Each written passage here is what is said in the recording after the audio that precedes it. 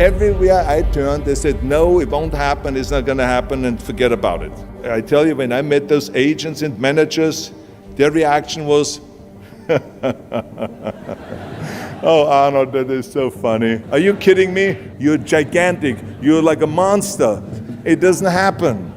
Forget about that. And then you name, what is it, Watson, Schnitzel or something like that? Seriously, wherever I go, people ask me all the time, what is the secret to success? And the long version is that I actually always had 5 rules. And everything that I did, I always used those 5 rules. And those 5 rules helped me to become successful in various different areas. And I believe that those rules can be applied to almost anyone and everyone. So my first rule is find your vision and follow it. You see, I think it's the most important thing that we have a very clear vision of where we go. A goal, where do we go? Because you can have the best ship in the world, but if the captain does not know where to go, that ship will drift around the world and will never end up anywhere. And this is exactly the way it is in real life. The simple truth is, if you don't have a vision, if you don't have a goal, if you don't see your future laid out in front of you, you're just floating around without a purpose. This is why so many people around the world are unhappy with their jobs. I mean, in America, 74% of the people hate their job and would like to change jobs. I always smiled when I worked, no matter how hard I worked. I always had a great time, no matter what I did. It didn't matter if it was in bodybuilding, or if it was in the movies, or if it was as governor. People ask me in the gym all the time, why are you smiling all the time? Why are you so happy? You have to lift 50 tons of weights. I tell them always, I say, I smile because I know exactly that every rep that I do, they get one step closer to turning that vision of mine into reality and becoming that Mr. Universe. Always discover your vision, and the rest will follow. My second rule is never ever think small. If you're going to accomplish anything, you have to think big. You have to go and shoot for the stars. The biggest challenge most people have is because they think small. And the reason why people think small and why they choose small little goals is because they're afraid to fail. They know that if you shoot for a big goal, then the chances of failing are very high. I say to myself, hey, I'm not worried about failing because that's part of life. You're not gonna go and win everything.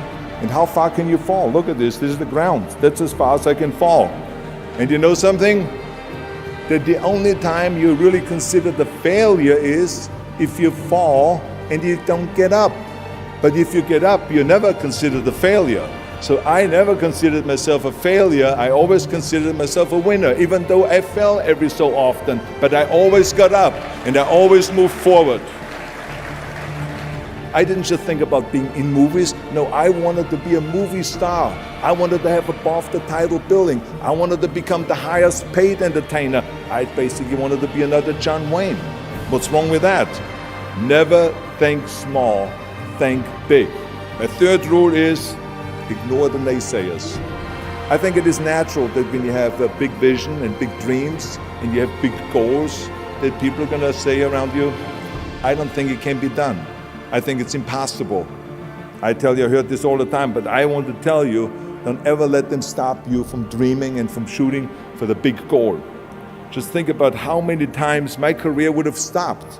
My career would have ended if I would have listened to the naysayers. I mean, it started right away when I was 15 years old and I became a bodybuilder. Right after the top, when I said, I want to be a world champion in bodybuilding, I want to be Mr. Universe. They immediately said, are you crazy? Bodybuilding is an American sport, forget about it, it's nuts. And then when I wanted to go into show business, after I won 13 world championship titles in bodybuilding, I said, I want to be like Reg Park. I want to be a Hercules, I want to get into movies. Well, I tell you, when I met those agents and managers, their reaction was, oh, Arnold, that is so funny. You want to be what, a leading man? Oh, come on. I mean, look, first of all, let's start with your body. You're gigantic, you're like a monster. Are you kidding me? And then your accent, oh, it gives me the chills just listening to your German bullshit. Come on now. I mean, be serious, have you ever seen an international movie star with a German accent? It doesn't happen. Forget about that. And then you name, what is it, Schwarzen, Schnitzel or something like that? Imagine that. Everywhere I turned, they said, no, it won't happen, it's not going to happen, and forget about it. Luckily, I did not listen. I did not listen because I knew if I worked hard enough and if I worked as hard as I did in bodybuilding, 5-6 hours a day, that I will make it, that I could prove them wrong. And I started working very hard. I started taking acting classes, English classes, even accent removal classes. All of a sudden, I got a little break. All of a sudden, I got a TV show, a little part, then another little part, and then Pumping On and Stay Hungry, and then, of course, I landed the big role of Conan the Barbarian. So finally, I got the big break. So as you see, everything that the naysayers said was a liability became an asset. So I just recommend you very strongly, ignore the naysayers. The fourth rule is work your ass off. It doesn't matter in what area you're in. No pain, no gain. Work your butt off. That's what I always believe. No matter what you do, work. The bottom line is, if you don't apply that rule, all the other rules won't mean anything. When people say, I don't have time to work out, or I have worked so hard all day, I'm tired, or I cannot read another book, or I cannot improve myself, or I cannot grow as a person, or any of those things. What the hell are we talking about here? I mean, the day is 24 hours, you sleep 6 hours, so you have 18 hours left. I mean, I know there's some of you out there that say, well, wait a minute, I sleep actually 8 hours, but that's just sleep faster, okay? You didn't, I mean, let's not get bogged down with this stuff here. Just remember, you can't climb that ladder of success with your hands in your pockets. You must work your ass off. It's that simple. And my fifth and last rule is, don't just take, give something back. Now, I love the words of my father-in-law, Sergeant Shriver. He said, tear down that mirror that makes you always look at yourself. And you will be able to look beyond that mirror, and you will see the millions and millions of people that need your help. And I saw those millions and millions of people.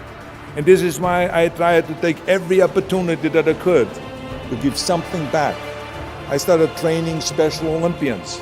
I started after-school programs for the most vulnerable children, for inner-city children, to make them be able to say no to drugs, no to gangs, and no to violence.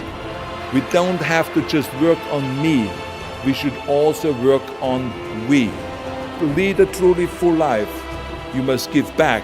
You must leave the world a better place than you found it. I guarantee you that if you follow all of those rules, you will have many victories to celebrate, and you will leave a legacy behind that you can be proud of. So I want you to remember, have a vision, think big, ignore the naysayers, work your ass off, and give back and change the world. Because if not us, who? If not now, when? Thank you very much. Thank you.